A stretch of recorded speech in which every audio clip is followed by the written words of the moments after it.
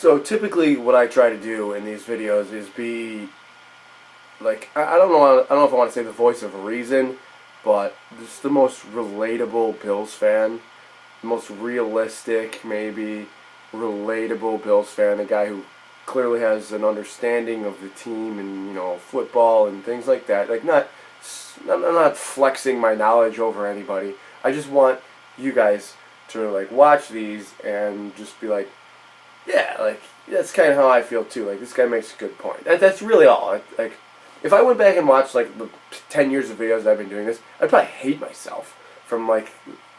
It's funny how like evolution of your thoughts and things, especially as you have a team who isn't making the playoffs, because the drought was only like 7 or 8 years old when I started doing this. Now it's 17 years old, maybe on its way to 18. We'll talk about that, but I'm gonna try to do that again today, try to be relatable for you, but I really can't deny that any criticism that you might give them after these past 2 games. First of all, Saints fans, whoa,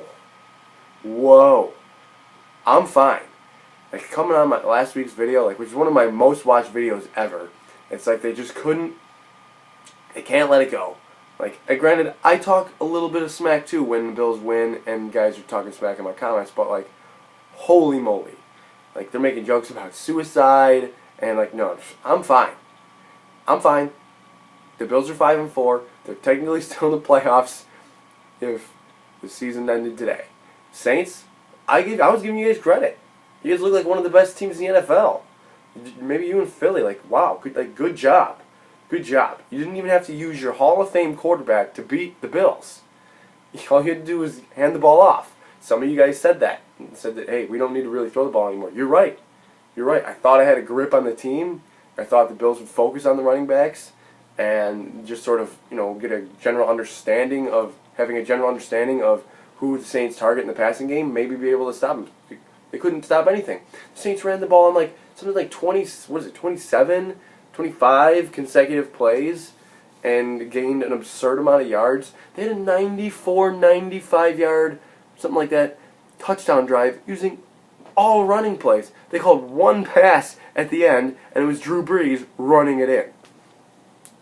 Just embarrassing. It was the least amount of fun I've ever had in a stadium, maybe. It's definitely the least amount of fun I've ever had in a stadium in the past 10 years. Probably since the New England 56-10 Sunday night game. That's probably the last time I had that little amount of fun. Because the Bills have been bad in past years. Like, they've gotten blown out by New England, but, like, they were bad. They went, like, 4-12 or whatever. Like, they weren't a good team. So I go in expecting that. But, like, when you think that you're a good team, and I thought the Bills were a good team, and then things like this happened, it really, really knocks you down. Like I said, I can't take away any criticism that you would give the Bills. The defense was bad. The offense was bad. It's hard to say which was worse, to be honest with you, this past Sunday. They had 198 yards of total offense, and the Saints had 298 yards of rushing offense. So that was enough for me. Like, yeah, whatever criticism you want to give him, that's fine. I'm still not on the Nathan Peterman thing. I don't care that he went 7 of 10 for like 79 yards and a touchdown. Really, he should have thrown a pick six. One of those throws could have been a pick six easily. But he's seriously playing against backups. Like, they had Chris Banjo and like Raphael Bush out there at safety. And I don't think those guys generally start for the Saints, but like, those were the players they were using because they were up by so much. They were up by 44. So he looked good. Like, he pointed things out, made some nice throws, whatever, it's fine. Are you trying to make the playoffs? I think you're still trying to make the playoffs. Like Sean McDermott said, I don't think these 5 wins happened by accident. I would agree with you there. I don't think the 5 wins happened by accident. I think that they had some sort of formula for success, and for some reason they're straying away from it recently. And it really is just boiling down to the run game. Like, we are now seeing that when things spiral out of control, sort of, for the Bills, like, when, I guess I'll just use, because the Jets and Saints games, like, this is the only 2 games of the year they've gotten down by more than 1 score. And what happened? They're not built to come back like that. And It's and they get blown out. They just flat out get blown out. But I don't I'm going to go back to the running game because I really don't know what's wrong. I don't know what's causing them to get blown off the ball like that. I don't think it's Marcell Dareus. Okay, I don't want to hear that excuse. Maybe the threat of having Marcell Dareus. Whatever. Like, when he's good, but he really was kind of disinterested for the Bills. You heard reports or rumblings coming out of the locker room, not from the players, but like from media members, that like the Bills, some of the Bills players were just kind of glad it was over with, the Marcell era, if you will. Just kind of glad that he was gone because of, you know, some of the way he handled his business. And I'm not in the locker room, so I'm not going to take that away from any reporter or any player. But something's wrong. I don't think it's Marcell because they were good against the Raiders. They only allowed 54 rushing yards to the Raiders, and then something is happening that the front seven are just getting blown off the ball. Maybe not having Marcell for the rotation on of the defensive line. I don't know. Not having an extra player. It's just, I feel like Preston Brown and Lorenzo Alexander, Ramon Humber, I feel like they're picking the wrong holes. They're picking the wrong gaps. Like, I really don't know how it's corrected, because I'm not the coach of the team. I'm not going to pretend to understand their schemes. I can only go by what I'm seeing. It's just handoff, and like the line is just getting, it's just push. The pushback is crazy. Like since week 5, Mike Rodak, ESPN.com. By the way, Rodak is a pretty good dude. I know that he's from Boston and stuff like that, and a lot of people give him crap on Twitter and stuff. I've met him. Rodak's a pretty good dude. Nice guy, knowledgeable guy. And anyway, here's some of the things that he is. So lay off him is what I'm saying. And here's what he tweeted. Bills defense since week 5. Points allowed per game, 28. That's 28th in the league. Yards allowed per game, 403, 30th in the league. Yards per play allowed, 6, almost 6.1, 29th in the league. Yards per rush allowed, almost 4.4, 26th in the league. Yards against per pass attempt, 7.67, 27th in the league. Sacks per pass attempt, 1.7%, last in the league. Red zone touchdown percentage, 65%, 26th in the league.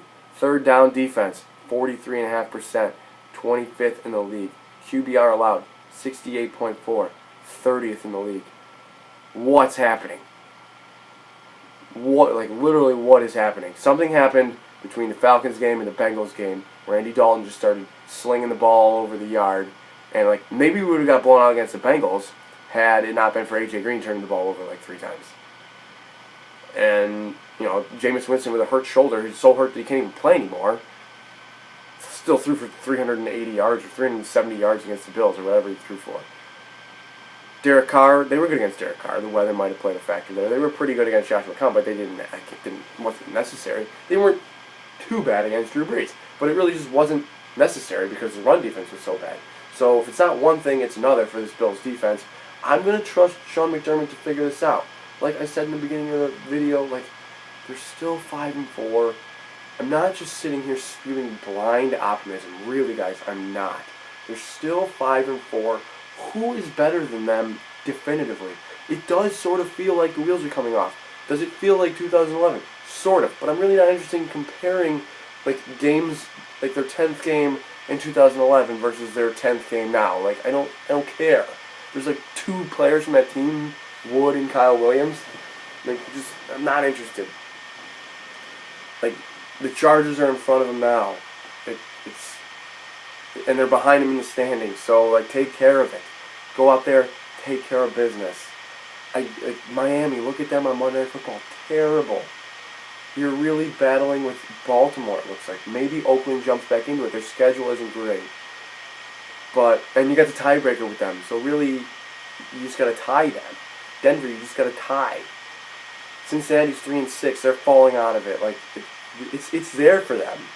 It's still all in front of you. You're 6th place. You still control your own destiny. I know that sounds hysterical, especially with these games like Kansas City and 2 against New England coming up. I'm thinking 9-7 probably get you in the playoffs. So like, can I get 4 more wins? I think you can. I think LA, the Chargers is necessary though. as far as the Chargers go, big time pass rush, big time quarterback. Now the quarterback is a question. Phillip Rivers, I guess, entered himself into concussion protocol, self-reported symptoms on Monday. So, I mean, he started like 186 consecutive games. Ever since he began starting with the Chargers. That's kind of weird, but yeah. So, if he doesn't play, like, I mean, hello, Kellen Clemens. Wouldn't it be funny, though, if it was Cardale Jones? Like, Anthony Lynn and Cardale Jones. Oh, my God. Just imagine. Twitter would be insane. Just even more insane than it was this past weekend. I told you so Twitter was just fired up. They were just everywhere. I told you so, I told you so, I told you so. Okay. Yeah, and if they end up making the playoffs, I told you so Twitter is going to be just, whatever. Whatever. Oh, God. Twitter is so unbearable sometimes. At least Bill's Twitter. But when you haven't made the playoffs in 17 years, that's what happens. I've just never seen so much pessimism surrounding a 5-4 team. Like, it's just because of the way it was drawn up. Like, I feel like if we were like 5-4 with 7 games to go, and you got LA, and like, I mean, people might have been like, I kind of need 6-3, which I agree. But like, come on. Like, you would have taken 5-4 at the beginning of the year with a shot at the playoffs. You know that because you know that's giving you a shot, and that's all you can really ask for. People thought this was going to be a 5-win team. Period. They've got 5 wins. They got 5 wins through 7 games. Just a matter of how many more they can find. Anyway, yeah, if Cardale Jones threw like 1 touchdown pass against the Bills, holy moly. Wow. Anyway, their backup is Kellen Clemens, who hasn't started a game with the Chargers. I think he's only thrown 10 passes in 3 seasons with the Chargers. I actually do have that number right here, if that actually loads up. He hasn't started a game, I believe, since 2013. I believe that's correct. And it wasn't even with the Chargers. Who was it with? Obviously, it's not loading up. The Rams. Started a game in 2013 with the Rams. Yes, that's correct. Has only thrown 10 passes with the Chargers since he's been there. This is now 4 seasons. 1 touchdown pass. He has more career interceptions than he does touchdowns. 16-20. Like, this is, like, if you're getting Kellen Clemens, you have to win the game. So I'm gonna make 2 predictions at the end of this video. I'm going to, because we don't know what the story is with Rivers. Again, I didn't mean to gloss over Bosa and Ingram. Insane players. They got like a combined 18 sacks, like almost 100 quarterback pressures, and pass rush was a problem. Not so much on Sunday for Tyrod, who I haven't even mentioned him really in this video, but he was a problem for him against the Jets, and yeah, that's why you know what? That's why I don't really blame Tyrod for the Jet game, because the Jets were just in his face, like constantly. The protection didn't hold up. I'm interested in blaming Tyrod for the Saints game because, dude, throw the ball. Like, if you saw the play, like, they targeted Benjamin 3 times in the first drive. He never targeted him again.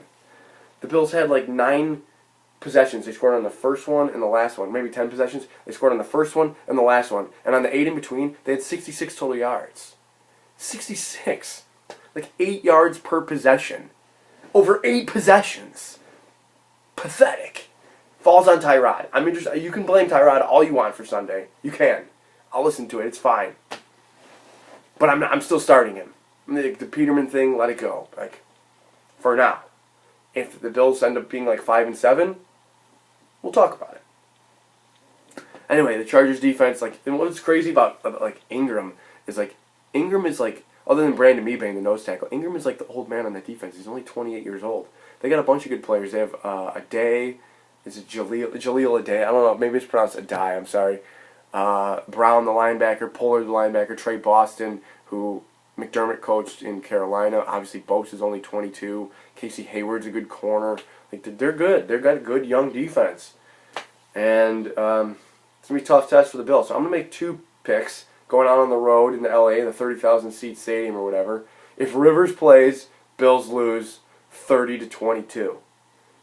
If Kellen Clemens plays, Bills win, I don't know, 17-16. Something like that. I don't know. Whatever. You're going to say it's my fault anyway, regardless. So, guys, enjoy your weekend. Let me know what you're thinking about. Hit me up on Twitter. above all else, go Bills!